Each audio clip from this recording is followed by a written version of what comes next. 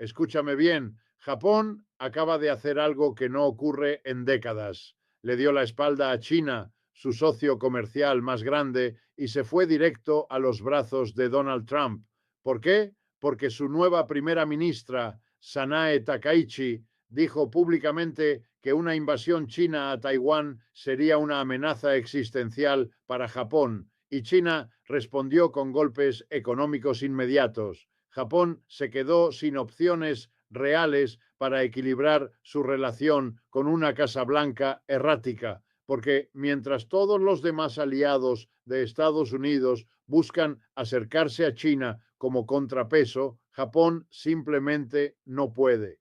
Y aquí está la verdad que los medios corporativos no te cuentan claramente. Esto no es una victoria diplomática, es una trampa estructural. Japón acaba de comprometer inversiones de decenas de miles de millones de dólares en suelo americano, desde reactores nucleares en Tennessee hasta plantas de gas natural en Pensilvania y Texas. Trump lo llama fortalecer la alianza, pero yo lo llamo exactamente lo que es, un país que paga tributo para sentirse protegido. Washington trata a sus aliados con una lógica transaccional. Las alianzas solo tienen valor si sirven a los objetivos americanos. La lógica del America First es explícita y Japón lo sabe. La opinión pública japonesa está comprendiendo tardíamente que poner todos los huevos en la canasta americana probablemente no es muy sabio. Entonces, ¿quién realmente gana aquí? ¿Japón? ¿Estados Unidos? ¿O estamos viendo el principio del fin del orden que conocimos? Eso es exactamente lo que vamos a analizar hoy. Mira, para entender lo que está pasando hoy entre Japón, China y los Estados Unidos, tienes que entender algo fundamental sobre cómo funciona el poder en este mundo. El poder no se ejerce solo a través de ejércitos ni con guerras declaradas. El poder más efectivo, el poder que realmente mueve el mundo en el siglo XXI, se ejerce a través del comercio, a través de los recursos naturales, a través de quién le vende qué a quién y bajo qué condiciones. Y cuando empiezas a ver la historia de Japón desde esa lente, todo lo que está pasando ahora mismo cobra un sentido completamente diferente. Vamos al principio. Japón es la tercera economía del mundo. Tiene una de las fuerzas militares más sofisticadas de Asia, aunque oficialmente la llaman Fuerza de Autodefensa. Pero más importante que eso, Japón durante décadas fue construyendo una relación con China que era complicada, tensa históricamente, pero absolutamente crucial en términos económicos.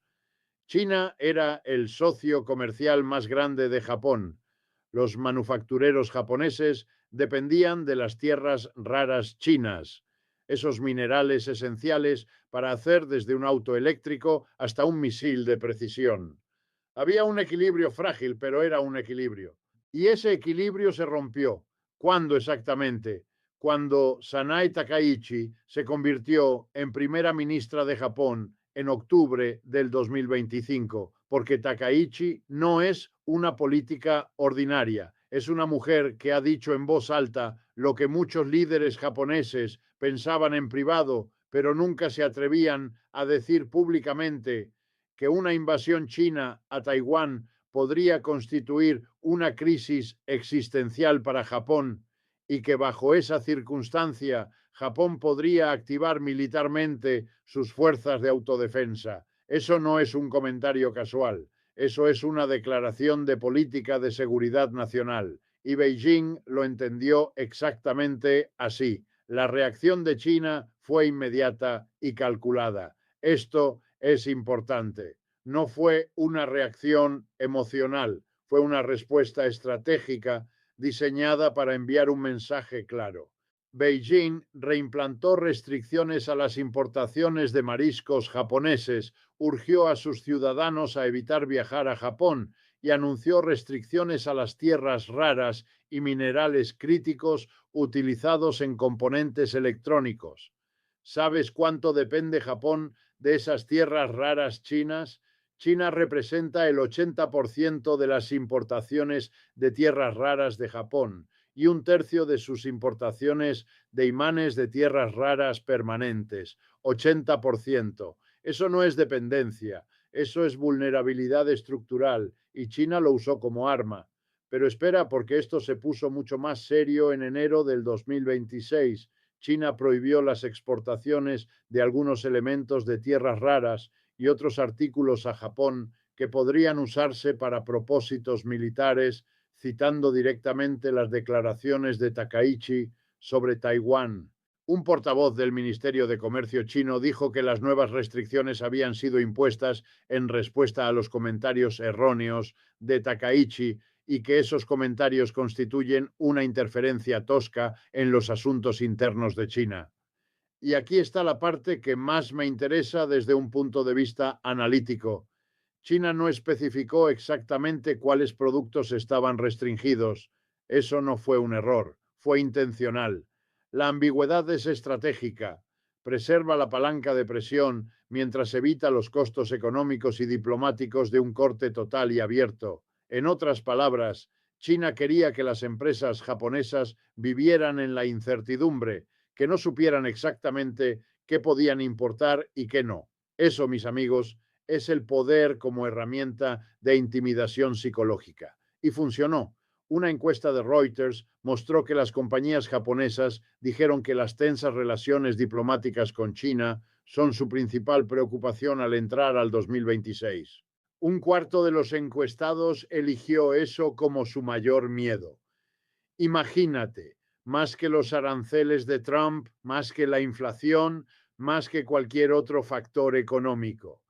El miedo número uno de los empresarios japoneses era ¿qué hará China con nosotros?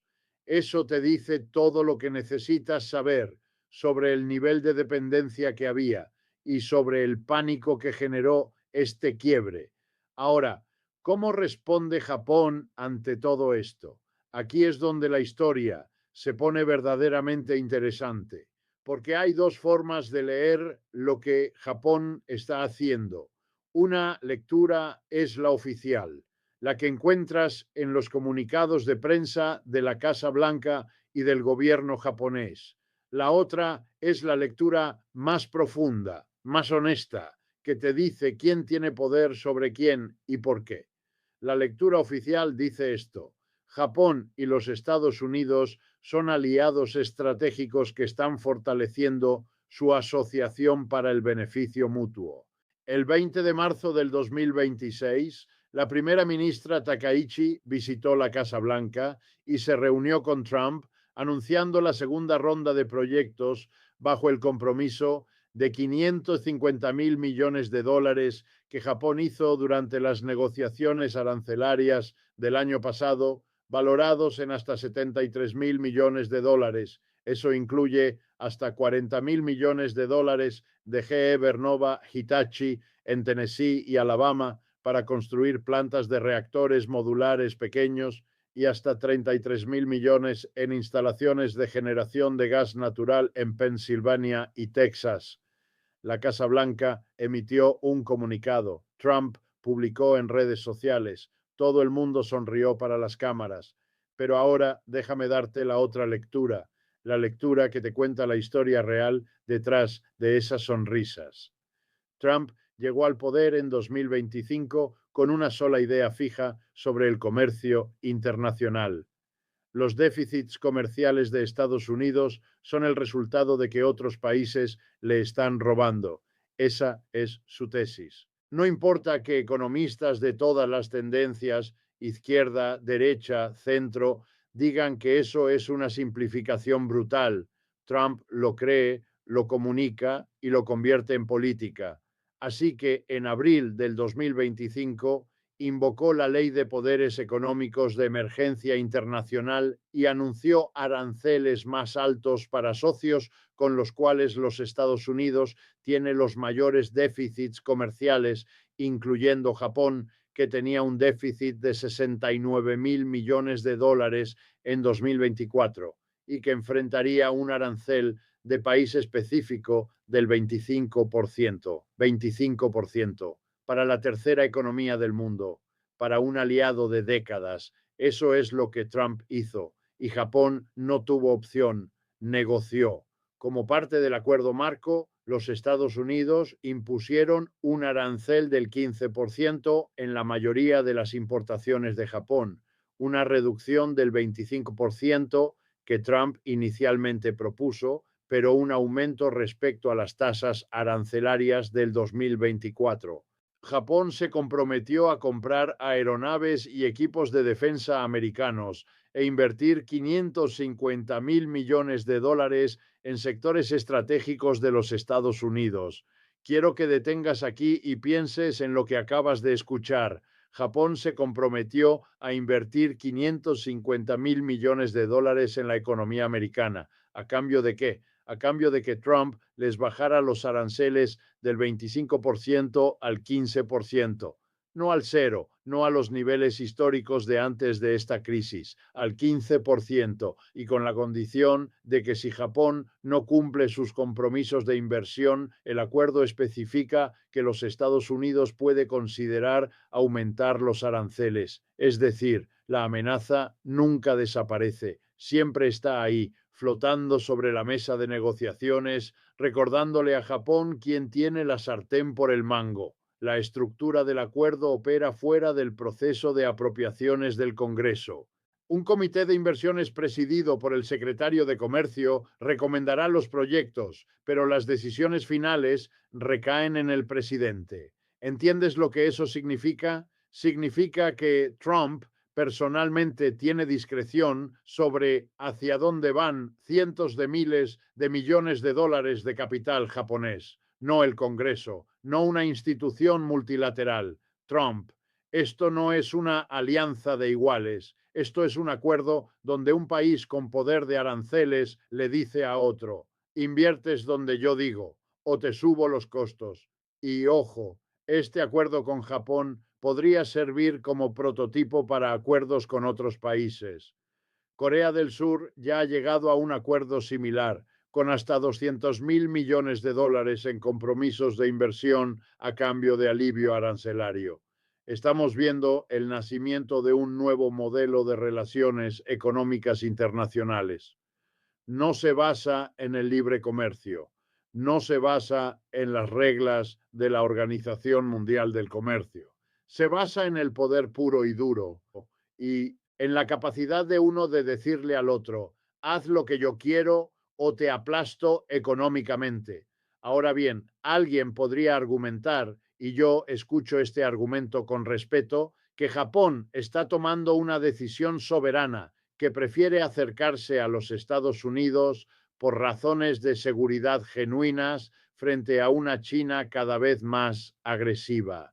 Y eso no está completamente equivocado. Analistas señalan que lo que comenzó como un conflicto diplomático sobre Taiwán se está convirtiendo en algo estructural y que las dos potencias asiáticas están alejándose de la coexistencia hacia una competencia estratégica marcada por crisis periódicas. Eso es real. Las amenazas de China hacia Taiwán son reales. A finales de 2025, el Ejército de Liberación Popular completó sus ejercicios Misión Justicia 2025, simulando la incautación y bloqueo de Taiwán, involucrando fuerzas terrestres, marítimas, aéreas y de cohetes. 130 aeronaves detectadas por el Ministerio de Defensa Nacional de Taiwán en solo 2 días. Eso no es un ejercicio de rutina, eso es China diciéndole al mundo, estamos practicando. Y Japón, que está a apenas 110 kilómetros de Taiwán, en su punto más cercano, tiene todo el derecho de estar preocupado. Pero, y este pero es fundamental, la pregunta que necesitamos hacernos es, ¿la alianza con Trump es realmente la solución a ese problema de seguridad o es simplemente el precio que Japón tiene que pagar para sentirse protegido? Porque hay una diferencia enorme entre un aliado que te protege porque comparte tus valores e intereses y un protector que te cobra tributo. Y lo que estamos viendo con este acuerdo de 550.000 millones de dólares se parece mucho más a lo segundo. El comportamiento aislacionista y errático de la administración Trump ha intensificado los llamados en Japón para un plan B de la alianza Estados Unidos-Japón, un plan que alejaría a Japón de la dependencia excesiva de los Estados Unidos, profundizando los lazos cooperativos con cuasi aliados. Eso es lo que están diciendo los analistas japoneses en sus propias publicaciones. Plan B, dependencia excesiva. Estos son académicos y estrategas japoneses describiéndose a sí mismos como potencialmente atrapados en una relación problemática con Washington. Eso es significativo. Y ahora viene algo que nadie en la gran prensa corporativa americana está analizando con suficiente profundidad. El 20 de febrero del 2026, la Corte Suprema de los Estados Unidos declaró inconstitucionales los aranceles recíprocos que Trump había impuesto usando la Ley de Poderes Económicos de Emergencia Internacional, inconstitucionales. Lo que significa que toda la base legal sobre la cual se construyó la presión sobre Japón para firmar ese acuerdo de 550.000 millones de dólares fue eliminada por el máximo tribunal del país. ¿Y qué hizo Japón? A pesar de que la Corte Suprema encontró inconstitucionales los aranceles recíprocos de Trump, se espera que Japón mantenga su compromiso de inversión y préstamos de 550.000 millones de dólares bajo su acuerdo bilateral. Eso, mis amigos, es lo que te dice cuánto miedo tiene Japón de provocar a la administración Trump. El tribunal más alto de los Estados Unidos dijo que los aranceles eran ilegales y Japón igualmente dijo vamos a seguir pagando, porque la amenaza real no es el mecanismo legal específico que Trump use, es el patrón de comportamiento de Trump mismo. Si no son los aranceles IEPA, serán los aranceles de la sección 232 o los de la sección 122 o cualquier otra herramienta que tenga disponible. El mensaje que recibió Tokio fue: da igual lo que digan los tribunales, este presidente va a seguir teniendo maneras de hacerte daño económicamente si le provocas. Y Japón decidió que 550.000 millones de dólares es un precio aceptable para evitar esa situación. Y mientras tanto, el alejamiento de China se está haciendo oficial en el lenguaje diplomático. Esto es muy significativo y quiero que le pongas atención. El borrador del Libro Azul Diplomático de Japón para el 2026 indica que el gobierno japonés está haciendo una notable degradación en su relación con Beijing, eliminando la frase las relaciones Japón-China son una de las relaciones bilaterales más importantes que ha sido consistentemente utilizada en el pasado. Japón ahora describe a China simplemente como un vecino importante. Para entender el peso de eso, tienes que saber cómo funciona la diplomacia. En el lenguaje diplomático, las palabras importan de manera extraordinaria. No son retórica vacía. Son señales codificadas que el mundo entero, especialmente los gobiernos, saben leer. Cuando Japón durante décadas dijo que China era una de sus relaciones bilaterales más importantes, eso comunicaba: reconocemos la centralidad de China en nuestra estrategia. Cuando ahora dicen simplemente vecino importante, están comunicando algo radicalmente diferente. China es relevante geográficamente, pero ya no es indispensable estratégicamente. Eso es un giro enorme y Beijing lo sabe. El borrador cita una serie de enfrentamientos con Beijing durante el último año, incluyendo controles de exportación sobre tierras raras, bloqueos de radar que apuntaban a aeronaves militares japonesas y mayor presión alrededor de Taiwán. Piénsalo, radares chinos apuntando a aviones militares japoneses. Eso no es una provocación menor, Eso está a un error de cálculo de distancia de un incidente que podría escalar de manera dramática. La pregunta no es si hay tensión, la pregunta es si esa tensión se puede manejar indefinidamente sin que algo explote. El recalibrado del lenguaje diplomático refleja también preocupaciones de seguridad regional más amplias. Tokio ha enmarcado cada vez más las acciones de China junto a las de Rusia y Corea del Norte, advirtiendo de una creciente coerción y alineación estratégica entre estos actores. Eso es lo que los estrategas japoneses llaman el eje de las autocracias. Rusia invadiendo Ucrania, Corea del Norte desarrollando capacidad nuclear mientras vende municiones a Rusia, China expandiéndose en el Mar del Sur de China y amenazando a Taiwán.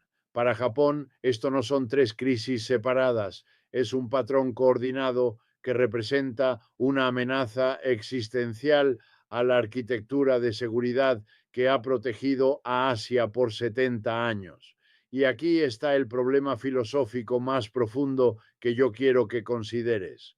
Estados Unidos bajo Trump está respondiendo a sus propios aliados con la misma lógica transaccional que aplica a sus adversarios. No hay diferencia en el método. A Japón le dices, págame 550.000 millones o te pongo aranceles. A China le dices, cómprame soja o te pongo aranceles. El instrumento es idéntico. La diferencia es solo la narrativa que se construye alrededor. Con los aliados se habla de asociación estratégica y seguridad económica. Con los adversarios se habla de competencia y amenazas. Pero el mecanismo subyacente, la amenaza económica como palanca de poder, es exactamente el mismo. Y esto tiene una consecuencia que los grandes medios raramente discuten con honestidad.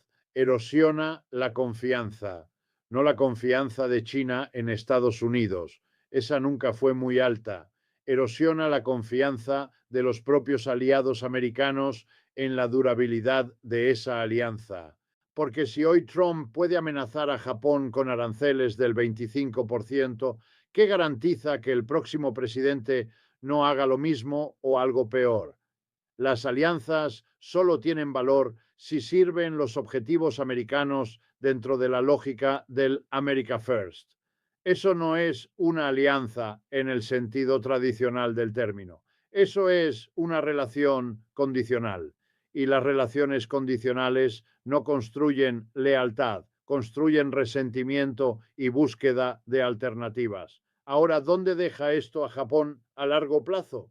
Japón puede buscar mantener un orden comercial abierto con países afines mientras evita una profunda implicación en la rivalidad económica entre Estados Unidos y China. Hay un instrumento que Japón está utilizando activamente para eso, el Acuerdo Integral y Progresista para la Asociación Transpacífico, conocido como el CPTPP, cuya membresía aumentó a 12 países tras la adhesión de Gran Bretaña en diciembre de 2024. La UE está explorando avenidas de cooperación más profunda y grandes economías asiáticas como Indonesia y Corea del Sur han expresado interés en unirse. Japón está tratando de construir un tercer polo económico global, no el americano, no el chino, uno diferente, basado en reglas, en apertura comercial, en predictibilidad. La pregunta es si eso es posible cuando el mundo se está fracturando tan rápidamente en bloques antagónicos, porque la fractura es real y es acelerada. Lo que estamos viendo no es una crisis temporal que se resolverá cuando Trump deje el poder o cuando Xi Jinping decida ser más moderado. Estamos viendo el final de una era, el final del orden que los Estados Unidos construyó después de la Segunda Guerra Mundial, basado en instituciones multilaterales, en la Organización Mundial del Comercio, en el Fondo Monetario Internacional, en la idea de que el libre comercio construye paz y prosperidad. Ese orden está siendo demolido, no solo por Trump, también por la propia China, que lleva años incumpliendo reglas del comercio internacional cuando le conviene. Pero la velocidad a la que Trump está acelerando ese desmantelamiento es extraordinaria. Y Japón está atrapado en ese momento de transición histórica, tratando de navegar entre dos gigantes que están redefiniendo el mundo según su propio beneficio. Según una encuesta del gobierno japonés en enero del 2026, el 68% de los encuestados japoneses señaló los avances en tecnología militar china y sus actividades cerca de Japón como su principal preocupación de seguridad. Y según otra encuesta, el 67% de los japoneses estaba preocupado por el impacto de los controles de exportación anunciados por China. Los ciudadanos japoneses están mirando a China con miedo, están mirando a Estados Unidos con desconfianza y están preguntándose cómo navegar un mundo que ya no tiene reglas claras. Eso es el núcleo de esta historia. No es simplemente que Japón se aleje de China y se acerque a Estados Unidos, es que el mundo entero está en medio de una reorganización profunda del poder y todos los países, incluyendo los aliados más fieles de Washington, están recalculando sus apuestas, buscando salidas alternativas, construyendo planes B, tratando de sobrevivir en un sistema internacional que ya no garantiza protección a nadie con la misma certeza de antes. La pregunta que necesitamos hacernos no es si Japón tomó la decisión correcta al firmar ese acuerdo de 550 mil millones de dólares con Trump. La pregunta es qué tipo de mundo estamos construyendo cuando la única lógica que funciona es la del más fuerte, porque ese mundo históricamente no termina bien para nadie, ni para los que tienen el poder hoy, ni para los que no lo tienen. La historia nos enseña eso una y otra vez. Y sin embargo, aquí estamos, repitiendo los mismos errores con diferente tecnología, diferentes actores y las mismas consecuencias predecibles. Eso es lo que está en juego en este movimiento de Japón. No es solo economía, no es solo seguridad, es la pregunta de qué tipo de orden mundial queremos vivir en las próximas décadas. Y por ahora, la respuesta que estamos construyendo a través de aranceles, a través de controles de exportación de tierras raras, a través de acuerdos de inversión de 550 mil millones de dólares, no es exactamente tranquilizadora.